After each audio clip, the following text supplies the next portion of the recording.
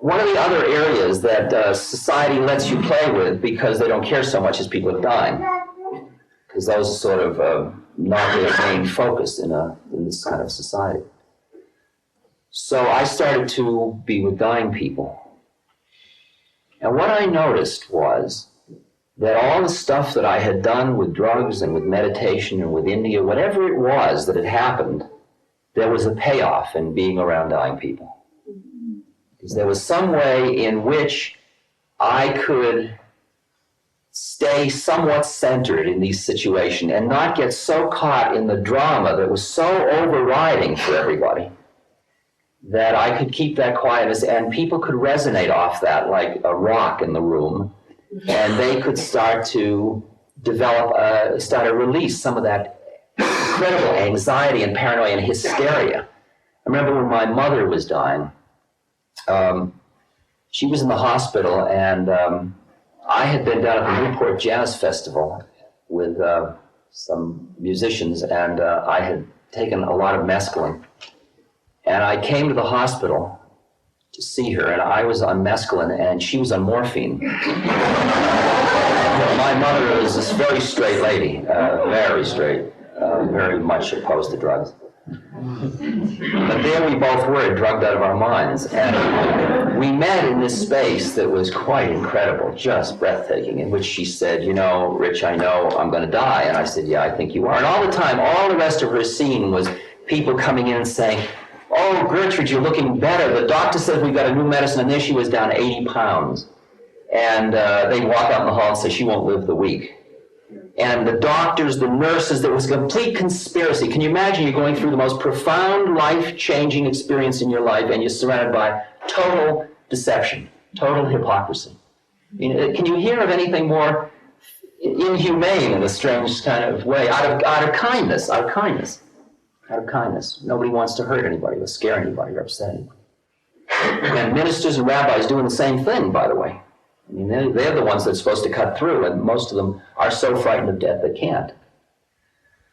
So I would sit there, and she'd say, I know I'm going to die. What do you think it'll be like? And we'd talk about it. And I'd say, well, you know, you're like somebody in a house that is collapsing, but you're in there, and I'm here. You and I don't seem to be changing, and I have a suspicion that when you drop your body, you're still going to be here. And I didn't know words like drop your body, but it was something like that in those days. It was in 65. 6. Now, and then I'd like to share one little thing. I had a funny moment later on when I was in India with my guru, and after he had sort of opened my heart and quieted my mind, and I've written about that ad nauseum and Be Here Now and every other place. The next day, he said to me, your mother had been dead 6 months, and he said, your mother is a great saint. And I said to the translator, didn't he say she was? And he said, nay, she is. And it was an interesting thing that happened to me at that moment, because when you've known a person, as I had for 30 some odd years, you develop habitual ways of seeing them and thinking about them. And I knew her as that mother that had these attitudes and opinions, very middle class, very, very strong opinions about everything.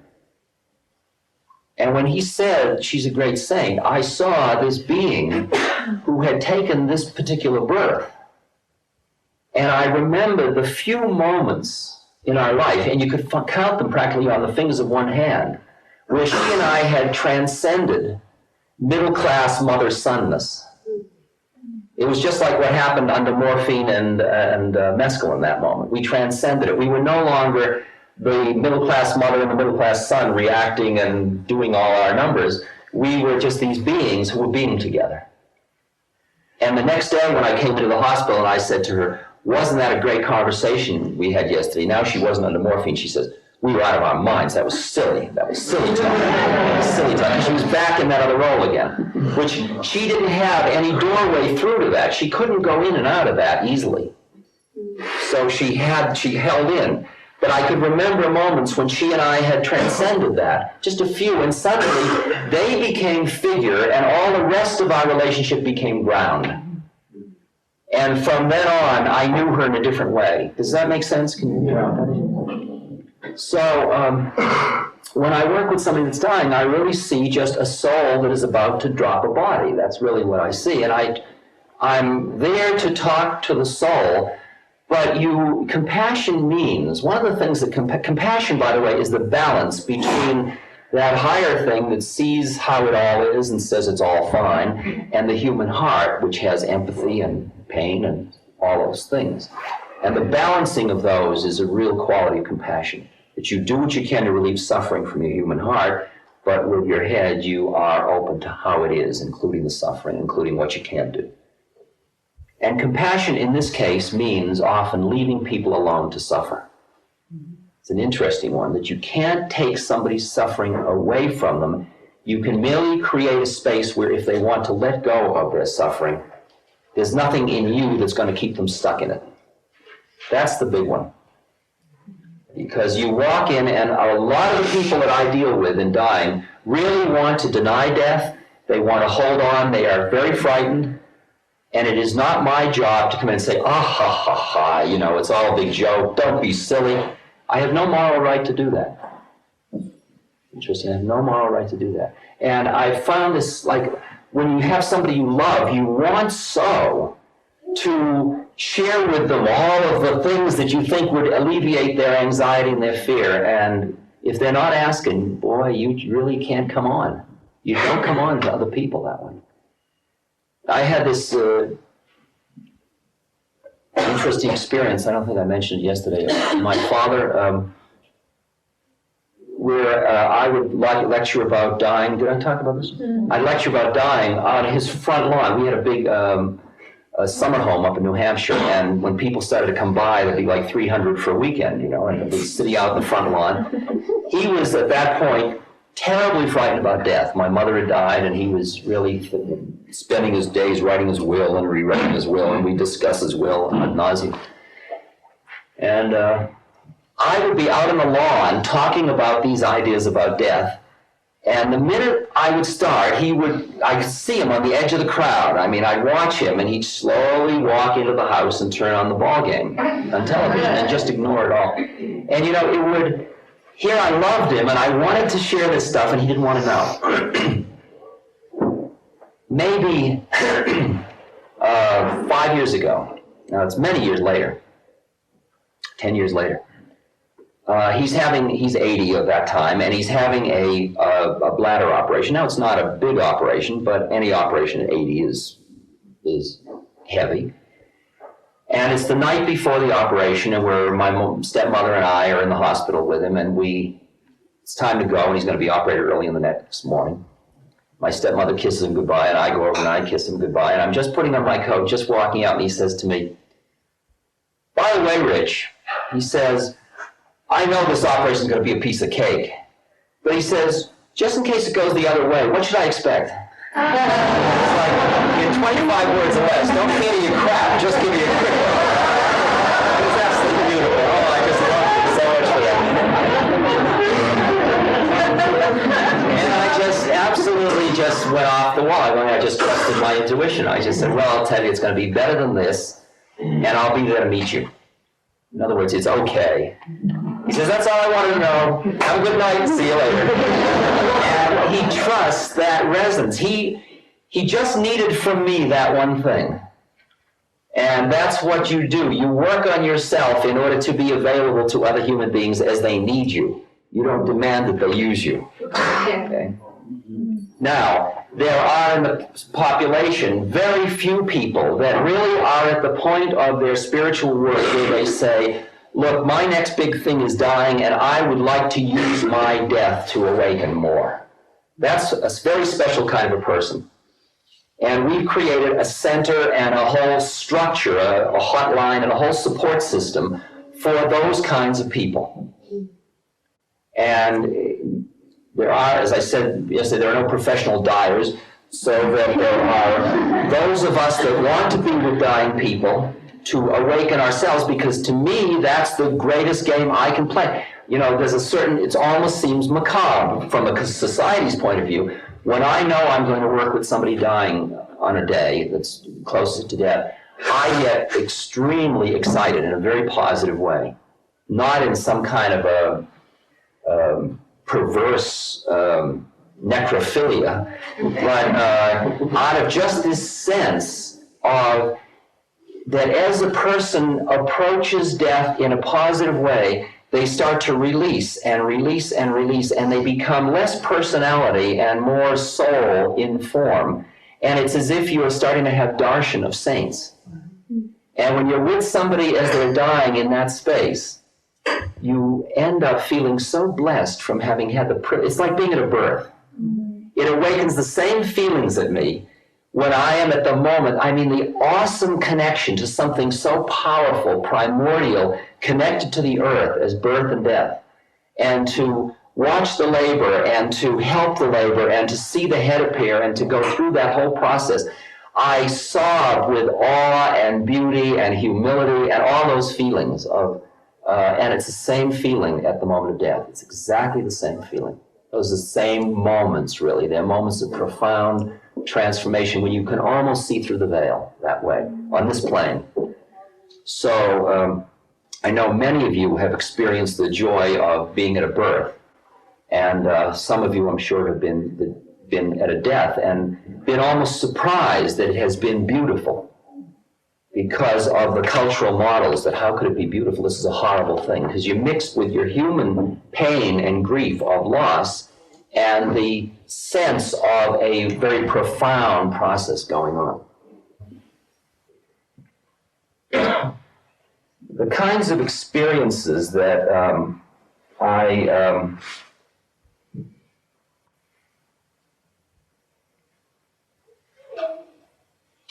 I'll just give you a couple of these that I mentioned before, I've told about before.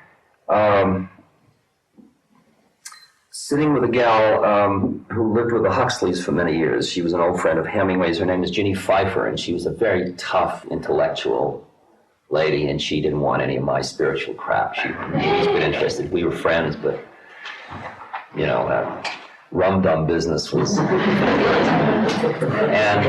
but we loved each other a lot, and as she approached death from pelvic cancer, which is very painful, Laura was taking care of her, and she was trying to stay as conscious as she could, because they both wanted the so she was taking as little painkiller as possible, trying to stay conscious. And I came to visit her once, and she was very fierce with me, didn't let me say anything, really. So I went away, and then later I came back, and now she was very weak. And describe the image. She was on the bed, writhing in pain.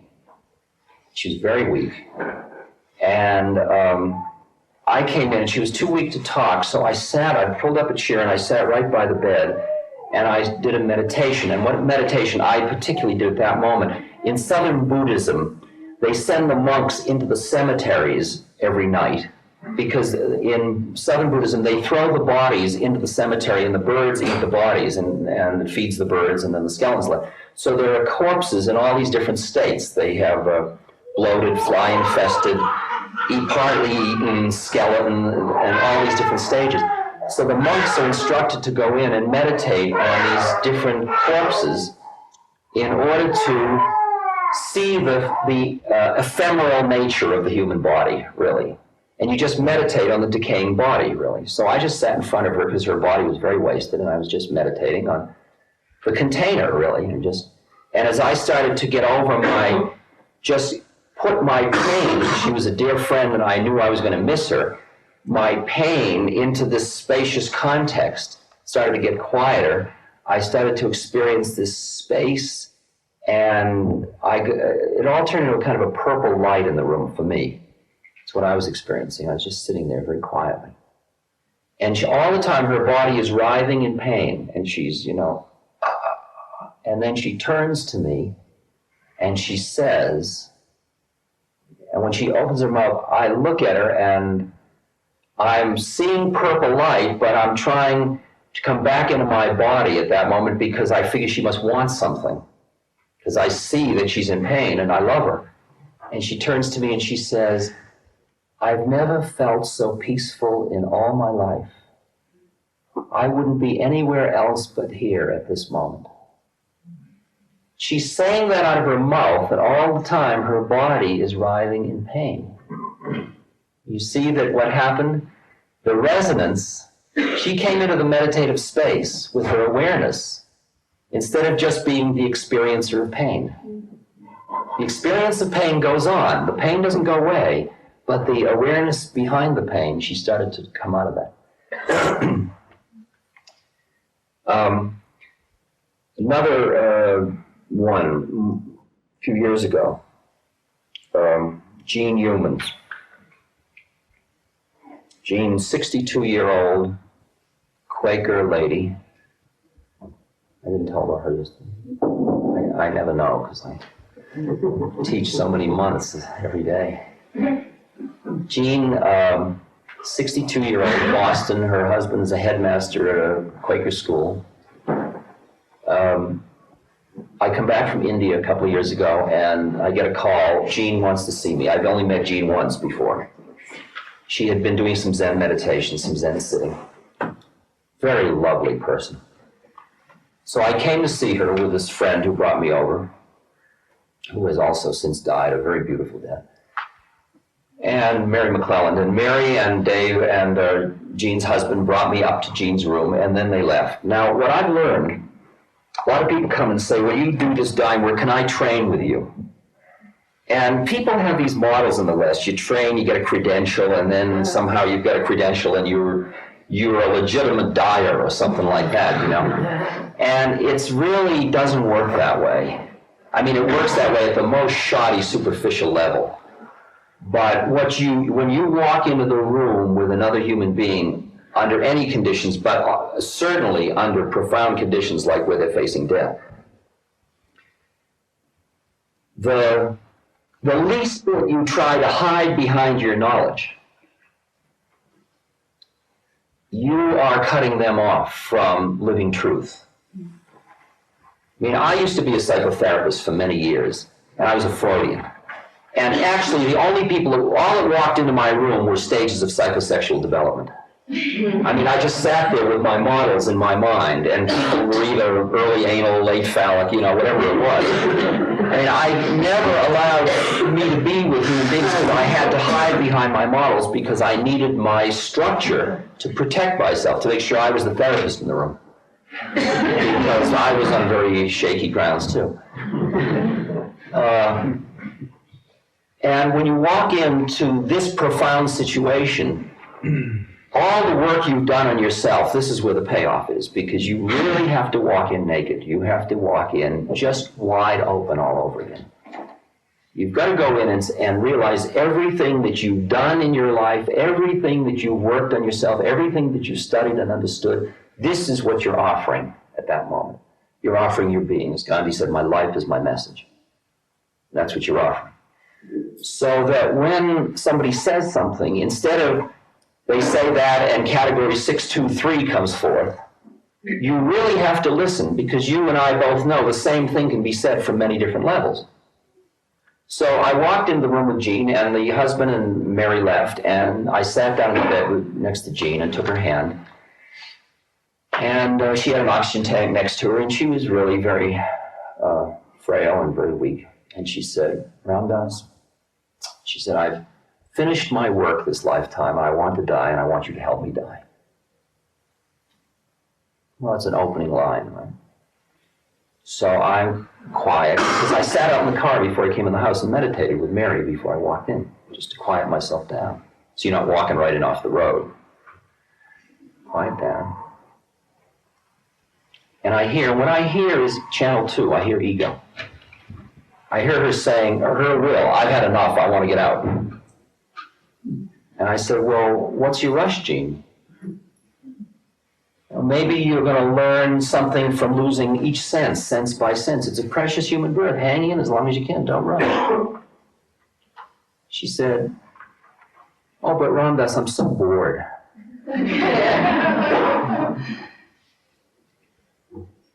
Empty. Now, when I said you can only say these kinds of things when your heart is really, really open, you can only be this kind of humor or facetiousness at this moment when it comes with so much love. I said, well, Gene, of course you're bored. I mean, if you're going to die all day long, if you're going to do anything all day long, it's boring. Why don't you try dying 10 minutes an hour instead of all day, you know? And then 50 minutes an hour, think about birds and flowers, you know, and then die 10 minutes an hour very conscientiously. If you do anything all day, it's going to be very boring. Now, that's very facetious at one level, and if your heart isn't open, that's a very callous thing to say. I mean, I can walk into a room because my heart is often very, very open, and I can see somebody busy with their friends, and they're all focused around the person's dying, and I say, well, I'll come back later, I see you're all busy dying. It's like nobody wants to be with me, everybody's busy dying, you know, everybody's in the drama, nobody wants to come up for air. So she said, she thought about that for a while, and then she said, well, Ram Dass, she said, I have a repeated vision of a little boy in a tree and a menacing man walking around the tree, the base of the tree, and I keep sending golden light to make him less menacing. She said, I think that has something to do with my death. Well, now there are what are called the 10,000 horrible visions and the 10,000 beautiful visions. That as you approach death, all kinds of images come into your mind. And the instruction at that moment about those images is do nothing about them. I said to her, well, Gene, if you're going to try to manipulate every one of those images, you're never going to die. Because these are part of the 10,000 horrible visions and 10,000 beautiful visions. She said, well, Ram Dass, I feel as if everything's too much. She said, I feel like there's too much energy, the light's too much, the sound of everything is too much, the covers on my body are too much, everything's, you know that feeling, it's just very sensitive. It's an interesting digression here. Years ago, I used to hang out with a fellow named Steve Durkee, who started the Lion Foundation, and Steve and I were driving across the country once, and he'd point out some very incredible, bizarre situation, and I'd say, as used the hip expression of the 60s, I'd say, too much. And he'd freak each time. He'd say, it's not too much, it's just enough. He trained me so that I'd say, oh, wow, just enough.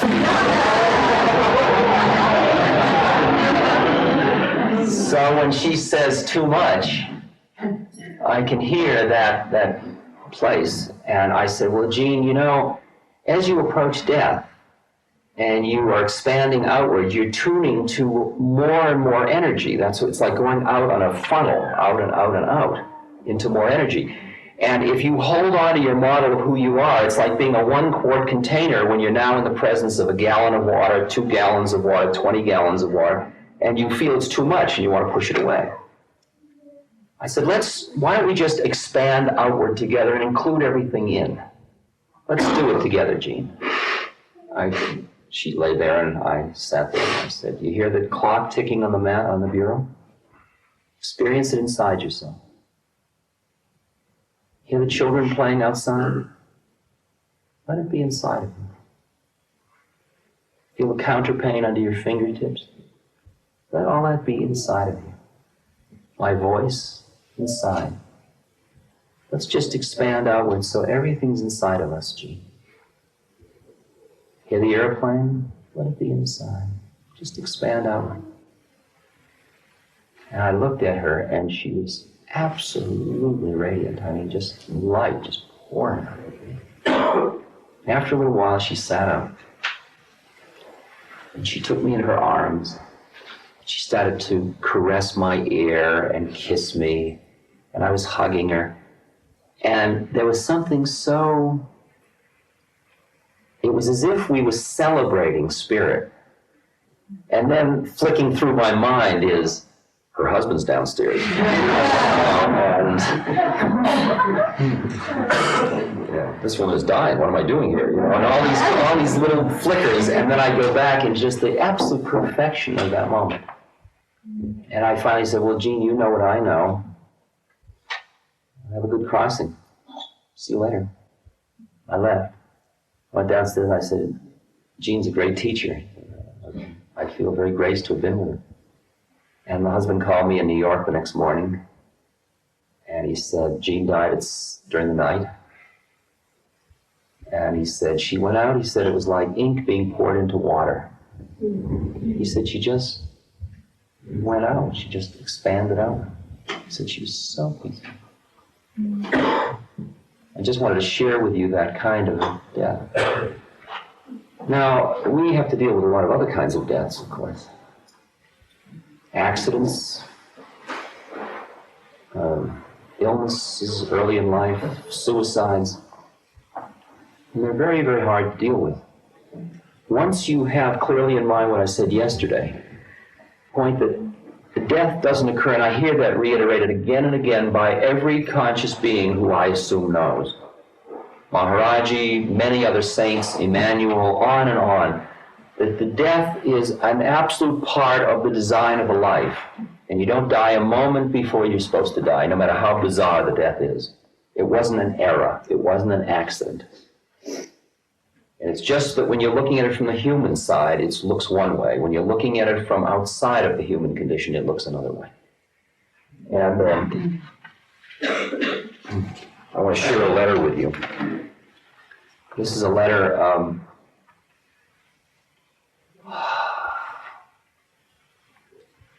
a couple in Oregon, an 11-year-old daughter.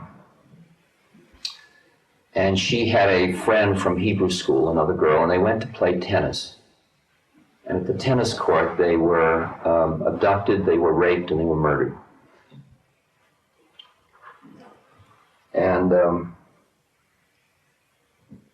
I was called, and somebody said to me, would you send them a note because they listen to your tapes and read your books? And I knew I couldn't put it off, and I sat down, and you think, how could you ever say anything? What could be a more horrible death than that? What could be more horrible for the parents than that? And I knew I had to write it right away, and it forced me into a space from which this letter came. And as I read the letter, I see what the letter is about. At the time, it just poured out, and I want to read it to you. Because it's written for people, okay, let's see. Steve and Anita. Rachel, that was the name of the daughter. Rachel finished her brief work on Earth and left the stage in a manner that leaves those of us left behind with a cry of agony in our hearts, as the fragile thread of our faith is dealt with so violently. Is anyone strong enough to stay conscious through such teachings as you are receiving? Probably very few, and even they would only have a whisper of equanimity and spacious peace amidst the screaming trumpets of their rage, grief, horror, and desolation. I cannot assuage your pain with any words,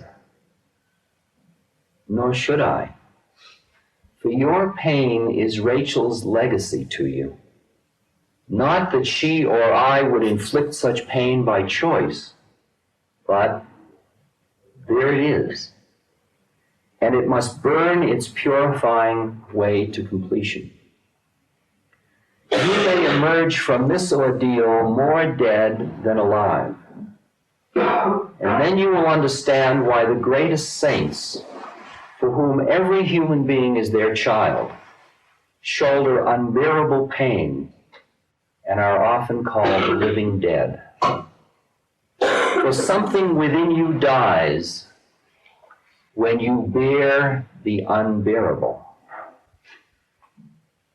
But it is only in that dark night of the soul that you are prepared to see as God sees and to love as God loves.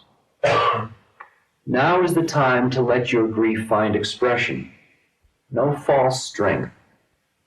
Now is the time to sit quietly and speak to Rachel and thank her for being with you these few years.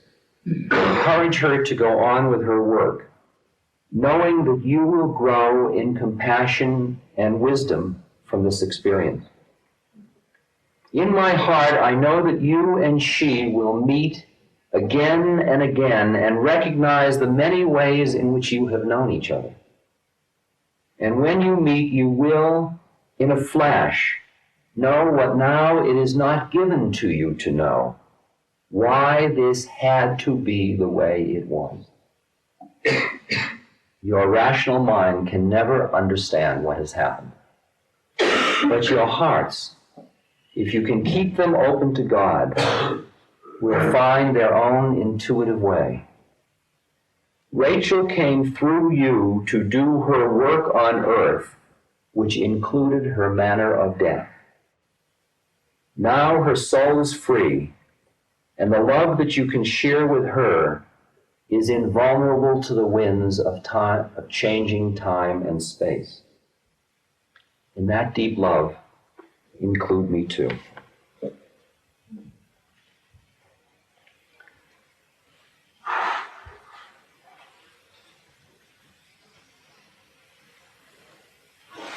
A Zen master loses his son, and he says, another leaf falls and floats away, and yet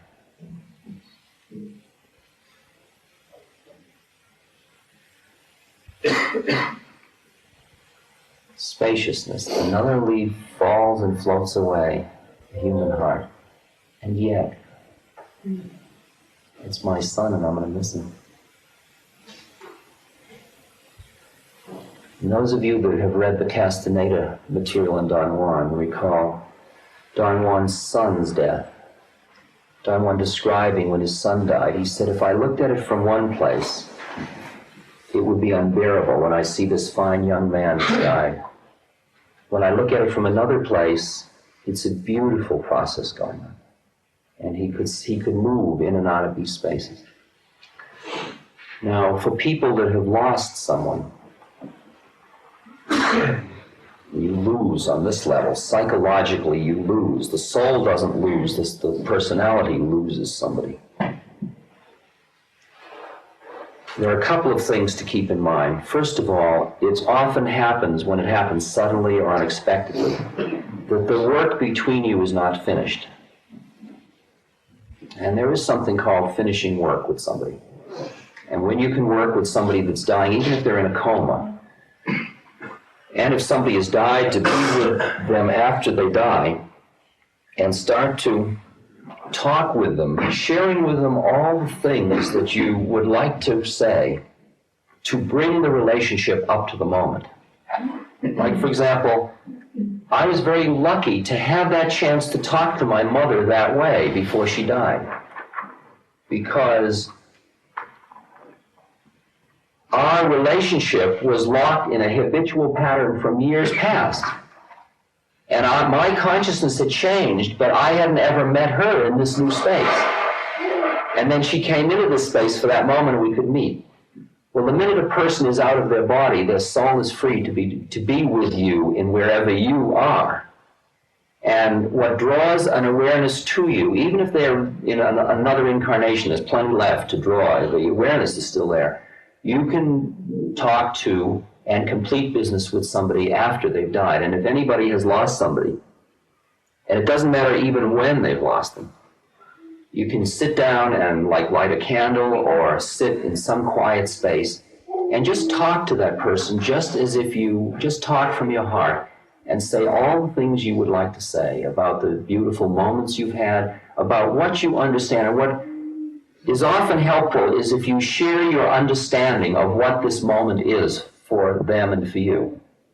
For example, you can teach Dharma like Buddha used to every night from 12 to 4. He would teach the Dharma to other realms. And you can when somebody dies, I sit for several hours with them, with their body or in the space where they died, or just with them if I'm not even in the proximity, if I'm on the other side of the world. I just sit there and I call them and I tell them everything I understand about the predicament they're in now, so that they can profit from anything that I might have to offer. And you can complete your work in that way. Now, part of what you're left with is a lot of agony in your human heart, of loss, of pain, of separation. Because that person fulfilled something and helped you feel a completeness that's now been ripped away. And grief is a very, very psychologically critical part of a healing process. And any stiff upper lipness and premature, oh, it's okay, I'm spiritual, I can handle it, oh, it's all lovely, oh, what a beautiful death. Forget it. Because as a human being, we're all human and it hurts. Part of me is human and it's afraid of death, and part of me is divine and it's joyful. But if I deny the humanity, I'm going to be off balance. So often what I do with people that have lost somebody is I push them into grief rather than try to lift them out of it. Go grieve some more. Grieve some more. Expect that maybe for 6 months, a year, every now and then you're going to just start sobbing uncontrollably. Wonderful. Great. Allow the grief. Allow your humanity. Give it plenty of space. Because the minute you push stuff under the carpet, it gets all weird. So just stay open to the grief and don't push it away. See, and that's the predicament, that we are both human and divine. With the divine, we see the soul is free, the tight shoe is off, the work goes on, it's all fine. But you're also a human being, and it hurts like hell. And it's that balance of those two things that is what you really have to bring to bear. And you'll flip in and out of those things many, many, many times. But a death of a friend can be one of the greatest blessings that can happen to you. Because they're free, and through it you can become free also. Trauma of any kind, like loss, is an incredible vehicle for awakening. That's what Freud, everybody, Jung, all these people kept talking about. That trauma is a vehicle that forces you into a higher state of consciousness. And because to the extent that you had a real love with another human being, that love had nothing to do with time and space. You clothed it in things of time and space. When Maharaji died, I mean, my first thought was, why, that pig fucker, where does he think he's going to go? And I was furious with him. He's walking out on me. And then after a while, I saw, where can he go? The love that he and I have with one another, what can be taken from him? And I began to experience him more intensely, in a way now uncluttered by a lot of the stuff of life. To the extent that you have had a pure moment of love with another human being, you have transcended time and space with him. And that love is living love, and that love has nothing to do with birth and death. Just like it has nothing to do with coming and going. We have a commune in New Mexico, 16 years now at Lama. And I'd come to Lama and everybody would say, oh, Ram Dass, you're here, how wonderful. And I'd say, oh, I've missed you all, we'd hug. And then a few weeks later, I'd be leaving and people would be crying, bye, see you, oh God, come back, it's terrible, we're partying. I'd drive down the road, I'd be depressed and sad, and they'd all look depressed. Come back the next year, hi, wonderful, and I'd leave and we'd all be depressed. Well, after 16 years of that, after a while, you know that what leaves returns, what comes goes, and you develop a deeper place where the coming, as Hakuin, the Zen master, said, your coming and going is nowhere but where you are. And when you're right here, where's the coming and going? And you begin to see these as just sort of these dramatic things. You're milking, And the island, you here, I'm here, right, okay. And there is a quality where when you get over milking the drama for all you can get out of it in life, feeling that's what life is, the highs and the rushes and the trips. When you finish tripping, life gets very interesting. Not as a trip, but as what's left, which is the essence of the matter. But it's usually covered over with us milking it for the trip. Poor me, wonderful me, oh good, ooh, terrible, I miss you, ooh, yes, all this stuff. And we're just so afraid that if we let go of that, there won't be anything. And it's only when we get behind that